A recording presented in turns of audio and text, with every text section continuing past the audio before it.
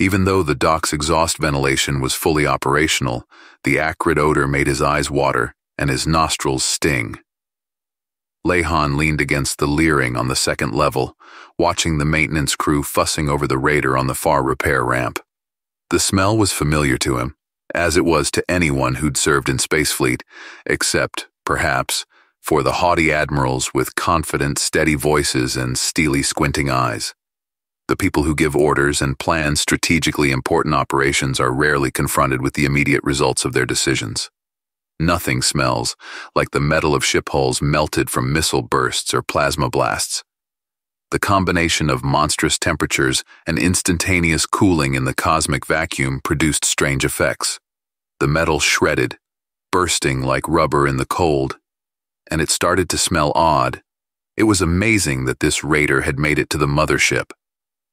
Leyhan counted at least 4 missile hits and 3 plasma blasts, one of which nearly vaporized the left engine. Compared to that, Leyhan's raider still got off easy. Just one hypervelocity missile from a Ullerian fighter hit Leyhan just seconds before he blasted the enemy away. It happened at the very beginning of the battle with the Ullerian fleet, when no one knew it would end in a crushing defeat for the Federation. Leyhan had lost 60% of his engine power and had been forced to return to the carrier. This pilot, on the other hand, fought almost to the very end. Almost. Those who fought to the end never came back. "It was Foyce," came a voice behind him. Leyhan turned around. He was almost unfamiliar with Captain Odyssean. The raider pilot didn't have much reason to be intimately involved with the fleet's deputy chief of strategic operations. Sure, Leyhan had seen the captain during fleet ceremonial gatherings and occasionally crossed paths at extended operational meetings, where he was present as a squad leader, but they had hardly exchanged a formal phrase or two in person during Leyhan's entire time on the Iceland carrier. "At ease." Odyssean preceded Leyhan's attempted salute. "Did you know Foyce, Lieutenant?" Leyhan took another look at the mangled raider. "Not closely, sir," he said. "There's a lot of us out here. Pilots, I mean. Besides, people change often. You don't have time to make a lot of friends." They both knew the meaning behind the colorless euphemism. People change. The losses among raider pilots were unprecedented. Besides, Leyhan was absolutely sure that Odyssean was fully aware of all his buddy and not-so-buddy connections with each of Iceland's 1,400-plus crew members. If the head of secret operations had decided to personally honor an ordinary raider pilot with his attention, he must have read Leyhan's file in detail and must have found something useful in it. Odyssean was silent, looking Leyhan straight in the eye, and the pilot suddenly realized that very soon his fate would probably radically change once and for all. "Well, the psychologists say you have a good chance of becoming good friends," said the officer, "if only because you'll have no other choice." Memory is a strange thing. Sometimes, yesterday's events are lost somewhere in its depths, and sometimes it keeps in every detail what happened to you many years ago. Such was the case with Leyhan's first conversation with Captain Odyssean. The years since that moment had blended into a single, indistinct whole with occasional bright spots. But the day that had been the prologue to the new life of Leyhan and his 3 companions, though they had hardly known each other that day, had emerged from memory at the first request as if it had just been experienced. 14 years. Hard to believe. Leyhan stepped out of the shower and wiped himself dry with a somewhat balding towel. His muscles ached pleasantly after 2 hours in the gym. He'd have to try again to get Achebe to resume. A pilot still had to keep himself in decent shape. Otherwise, an accident like Kestel's could happen. They had lost Kestel first, some 7 years after they had been dropped off at Shadow Base. The personnel for the base were supposed to be selected by experienced psychologists, taking into account the specifics of the upcoming mission. Leyhan remembered well the endless tests and interviews he had been put through for 3 weeks after giving his consent to Captain Ottoson. He had no doubt that the other 3 shadow-base pilot candidates had been put through the same brain grinder. In fact, he suspected there were far more candidates. There was probably more than one shadow base, but of course no one had ever said a word to him about it. What you don't know, you can't tell. The Ullerian interrogation methods would crack open anybody. Apparently, even Ottoson's sophisticated psychological selection and training machine sometimes malfunctioned. By the end of the 5th year, it was clear that something was wrong with Kestel. He became increasingly sullen and withdrawn, reduced his contacts with the other 3 pilots to exchanging a few words when receiving and handing over the watch at the communications console, and was entirely out of mode.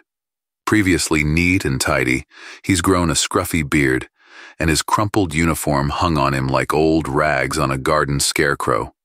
He kept up his watch, however, neither missing nor being late.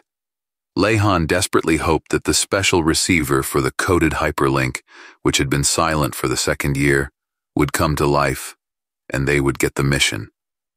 A combat mission was sure to cheer everyone up, Kestel above all. However, communication with the center was cut off.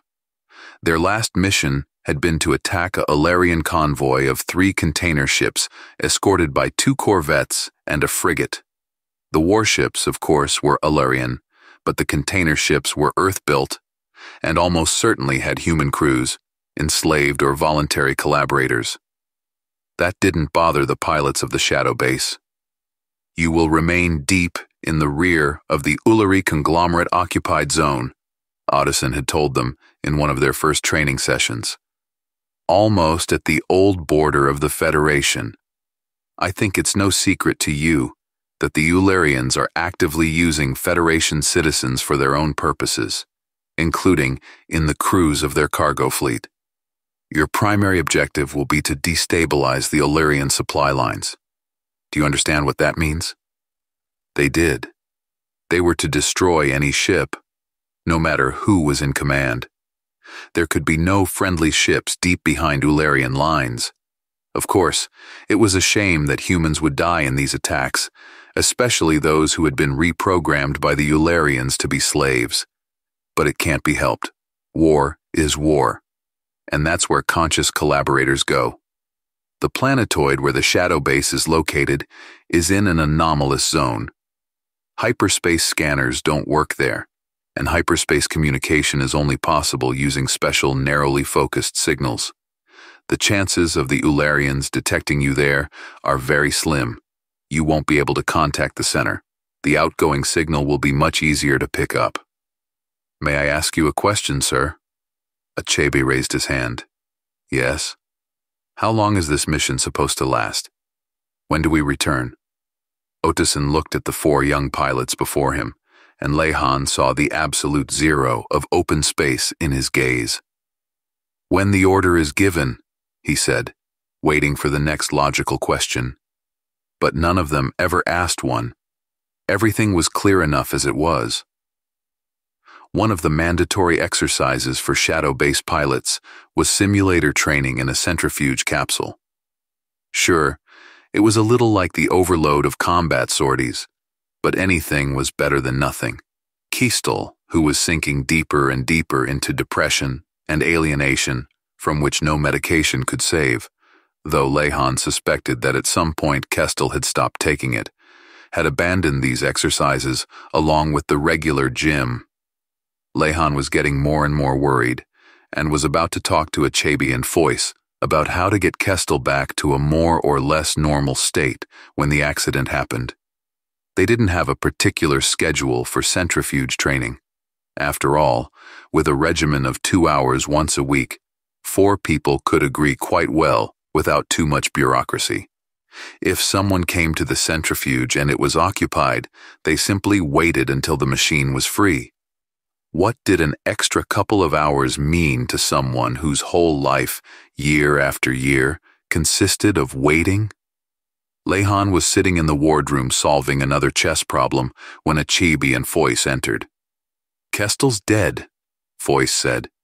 He'd always tended to be short and direct, and a few years on Shadow Base had sharpened that trait to a razor-sharp edge. "We just pulled his body out of the centrifuge." Leyhan jumped up, knocking over a board, and rushed toward the exit. "I came in this morning, but the simulator was occupied. I figured it was one of you." Foyce nodded at Leyhan and Achebe. Kestel hadn't been there in a while. Came back 2 hours later and met Achebe there, who said he'd just seen you in the wardroom. That's when we discovered the control panel was locked. They'd just completed a ritual that could roughly be called Kestel's funeral. They didn't have a coffin, and they couldn't send the body into outer space, as was the Navy's custom.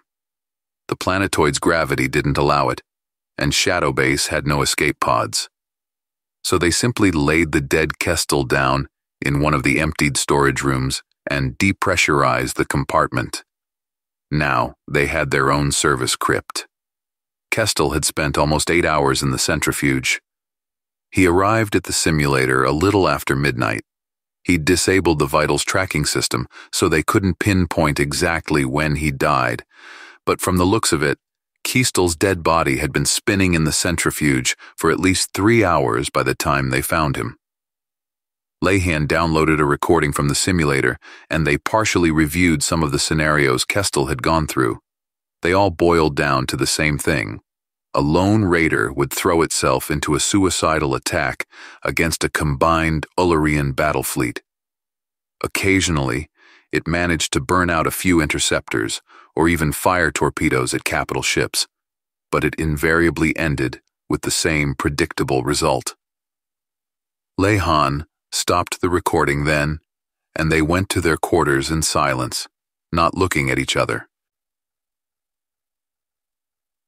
The Shadow Base's stockpiles would be enough for a full garrison for 100 years.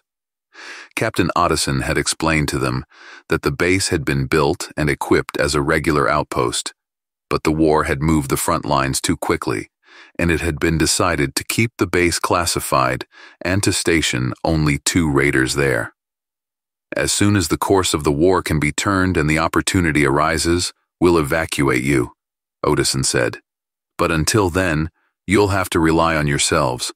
Communication will be one way, only narrowly coded packets with new assignments." They were silent again. There was nothing to talk about. Everyone was well aware that Otteson's optimistic "as soon as" was, in reality, meant to sound like "if," and with a very large tinge of "never." On several occasions, more to kill time than out of practical necessity, Leyhan had taken inventory of the Shadow Base warehouses. The usually stodgy fleet intendants had apparently clashed with the steely will of Captain Otteson or one of his colleagues. The pilots had feared at first that they were in for a Spartan existence on a limited selection of nutritious but utterly tasteless army rations, but the warehouses were stocked with ordinary food. Of course, in frozen or freeze-dried form. It occurred to Leyhan more than once that if it weren't for this seemingly down-to-earth domestic circumstance, perhaps they'd all gone down the same path as Kestel much sooner. Achebe had a remarkable culinary talent. From time to time, he spent days in the kitchen, organizing gastronomic feasts for his companions. Then Foyce found a moonshine still in the kitchen pantry, and Achebe's lonely vigils in the galley had to be stopped. Leyhan and Foyce kept closely watching Achebe for some time, but he did not revert to the habit. Strangely enough, he took the loss relatively easily, though Leyhan feared a severe breakdown. A couple of years later, Achebe himself admitted that he realized that he had stepped onto the road to the abyss, but that he lacked the will to turn away, and that he suspected that he had subconsciously chosen such an idiotic place to hide the still in the hope that someone would find it and make a decision for him. The hyperlink receiver remained silent. Occasionally, some scraps of messages seemed to break through the white noise of static, but they were too garbled to be understood or reconstructed. Even so, it only matters a little. Anything that didn't come through the special channel wasn't worth considering. Ottoson had warned them that at some point, the Ullerians would surely guess the existence of the shadow base and try to lure it to the surface, force it to reveal itself so they could pick up its coordinates and destroy it. They are far from stupid. On the contrary, they will most likely try to use their slaves as bait at some point. Remember, you will be deep behind enemy lines. No friendly ships will be there. If anyone happens to reveal your location, you will be obligated to destroy them. That's how they lost voice. The alarm went off during Achebe's watch in their 8th year on Shadow Base. It had been more than 3 years since their last mission, so Leyhan caught himself running to the central console with a thrill of anticipation, like a boy to a Christmas tree with presents underneath. Small-size class vessel, Achebe reported. A frigate of some sort. It's not Ullerian in shape, but it's still unfamiliar. Probably built on one of the occupied colonies. Take a look. He displayed several images from various scanners and security cameras on the view screen, carefully disguised as asteroids and other objects in the system where the shadow base was located. The ship was indeed small, about 3 times the size of a raider. No gun turrets or missile launchers were visible on it, but Leyhan knew that didn't mean anything. They could have been concealed under sliding armor plates. "Looks like it hasn't spotted us yet," Leyhan said, looking at the unfamiliar ship drifting slowly along the asteroid belt. "Probably a random scout. If they knew Shadow Base was here, they'd probably send something bigger than a single frigate." "We have orders," Foyce said. "We have orders not to reveal the base's location under any circumstances," Leyhan replied. "What if this is a decoy? What if that frigate is hanging out in the open channel with a strike group, just waiting to drop on our heads on its bearing? We can't take that risk." "We have orders," Foyce repeated. Leyhan drew in air through clenched teeth irritably. "I have orders," he said. "I am in command of the base, and I will not reveal its location unless absolutely necessary." "Look." Achebe zoomed in on one of the images from the long-range surveillance cameras. The quality was mediocre, as the camera optics had become cloudy and micro-damaged over time. Still, at one point, it managed to capture a relatively clear picture of the side of an unfamiliar frigate. Achebe typed a couple of commands to try to clear the image of interference. "What is it?" Achebe's question hung in the air. 2 inscriptions were clearly visible on the frigate's side, one above the other. The upper line was a standard set of letters and numbers of the registration number and the name of the ship, Warrior of the Way. And the bottom one. Leyhan couldn't read Ullerian, but he wouldn't have mistaken the spiky, dancing patterns of the Ullerian alphabet for anything else. "This ship is new," Achebe said. "Not just because it's an unknown model. It looks like it came off the slipway recently. Even the paint is shiny, not a scratch. So they were able to rebuild the orbital shipyards," Leyhan said, "most likely on New Hope, and made the engineers work for them. Damn slavers. Warrior of the Way is a typical Ullerian name." Achebe looked around. "Where's Foyce?" he asked. They had almost caught up with him. Almost. They were just reaching the closed hangar doors when the floor shuddered, and a low thud sounded through the thick metal. One of the raiders had launched. The crew of the Shadow Base raiders consisted of 2 people, a pilot and a gunner. Of course, the raider could be launched into space by one pilot, and the weapons control could be switched to the pilot. The problem was that Foyce stole the raider in Hangar 2. It was the same one that Leyhan had started scheduled maintenance on 3 days ago, and from which he had already removed all the ammunition, energy cells for the plasma guns, homing missiles, and 2 large antimatter torpedoes designed to hit capital ships. Leyhan looked at Achebe. Achebe nodded back, and they rushed to the first hangar, where the raider stood fully equipped for departure.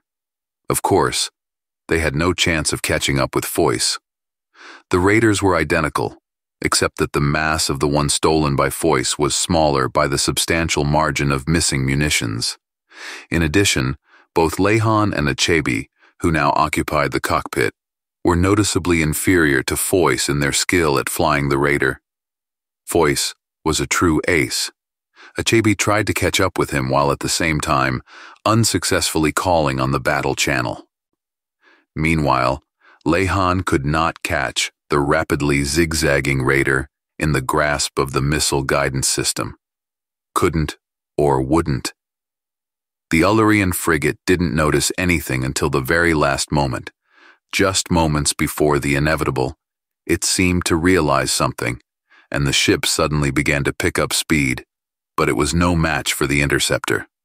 Foyce's raider slammed into the frigate at breakneck speed, right into the side, gleaming with fresh paint.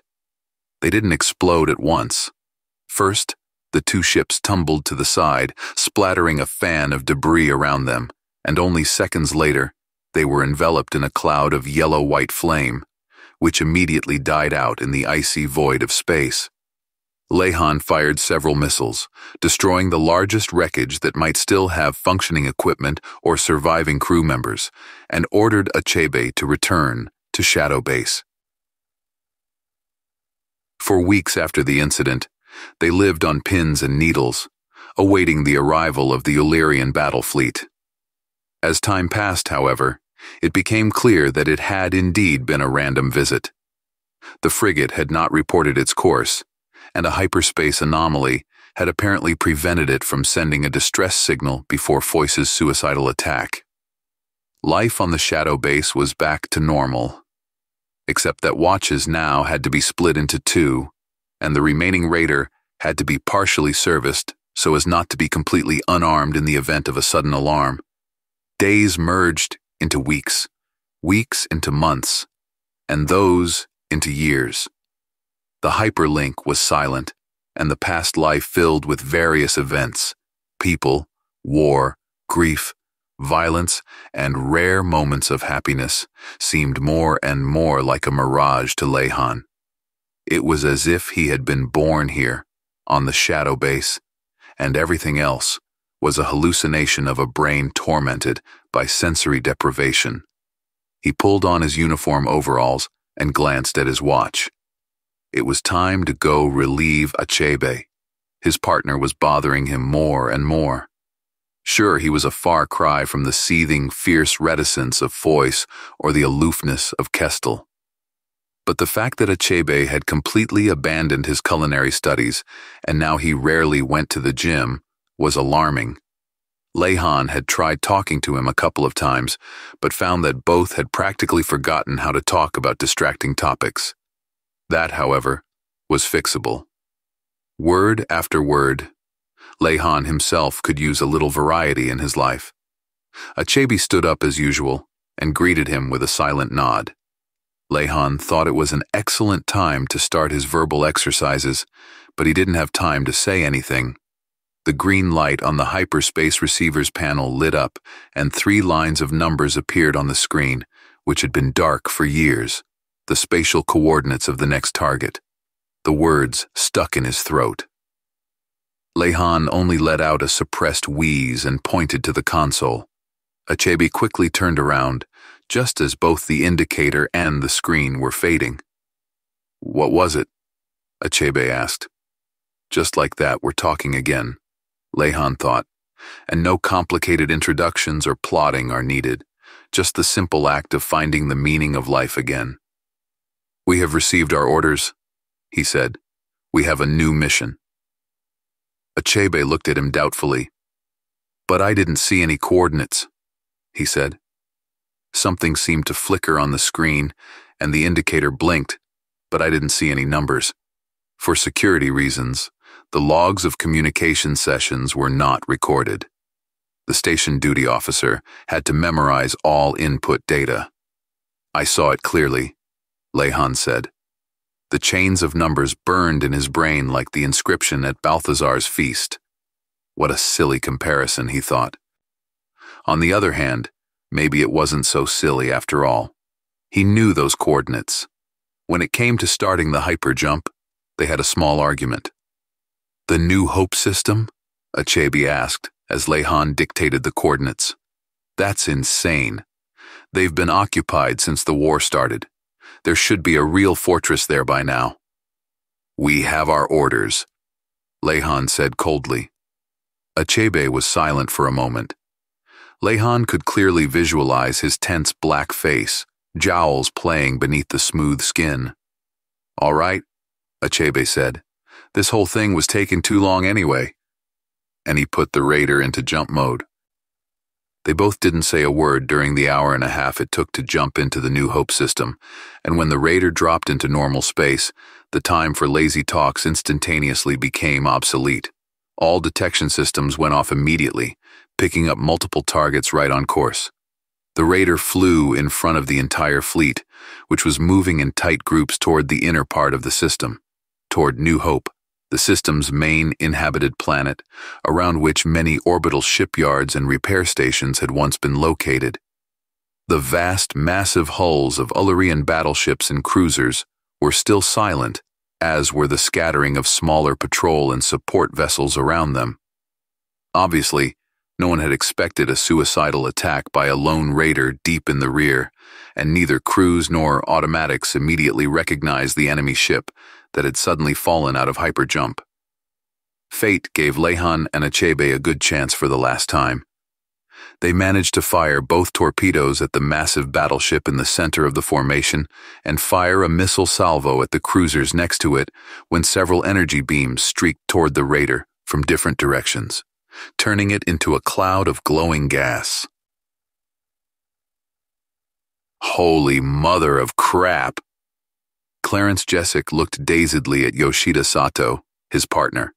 Spaghetti residue slowly slid off his already soiled pants, leaving greasy red marks, but he didn't notice it. What was that? I almost shit myself with surprise. Yoshida looked at Clarence's overalls and blinked twice. He was extremely annoyed by the navigator's unkempt appearance. However, this annoying detail could wait. Some ship jumped out of hyper just outside the center of the convoy and tried to attack it, Yoshida said. I haven't deciphered all the data yet, but it looks like it was a Manticore-class raider. Such an ancient piece of garbage? They were decommissioned about 10 years ago. I thought they'd all been cut up into needles already. Clarence scratched the back of his head in bewilderment. Could it be some kind of pirates? I've heard there are some dashing fellows who try to hijack a frigate or two out of decommissioned junk once in a while. Yoshida shook his head. They weren't trying to hijack anything. They started shooting right away. Shoot? Why would anyone shoot at an old Ullerian trough that's already on its way to the cemetery? By the way, there's no point in hijacking them either. They've been stripped of everything of any value for years. Only the hulls and temporary engines are left. Yoshida shrugged. I don't know. We can't ask them anything. The anti-comet automatics from the accompanying drones went off and vaporized them before they could introduce themselves. Clarence dropped his hands to his impressive thighs, slurped in the sauce, and grunted. When he stood up, the spaghetti scattered on the floor crunched under his soles. What a mess, he said, clearly referring to both the fallen food and the strange incident with the convoy of decommissioned ships. How are controls doing? And what's up with the ships those lunatics were shooting at? Yoshida tapped a few keys. No interruptions, he said, looking at the screen. All the cyber pilots are holding course. All is well. The defense drones shot down almost all the missiles fired by the raider. Only one battleship caught a torpedo in the belly. Thank God, its hot part has obviously long since fried. Looks like they used the early war-type warhead. I heard their cores usually degenerate within 5 or 6 years. They were out of use even before the end of the war. All right, Clarence said, looking regretfully at his trampled dinner. That's no concern of ours. We're only contracted to bring this scrap metal to final dismantling. We'll let the shipyard know about the incident and let them handle it. I think they had an old munitions recycling line there too. He looked at Yoshida. Will you do it? I need to change my clothes. And he stepped out of the deck house of an old Ullerian frigate, converted into a guide ship, controlling the many cyber pilots of the decommissioned fleet. It's about time, Yoshida thought. Just because you do a blue-collar job doesn't mean you can neglect your appearance. Any job deserves respect and should be done to the best of your ability, even the most thankless one.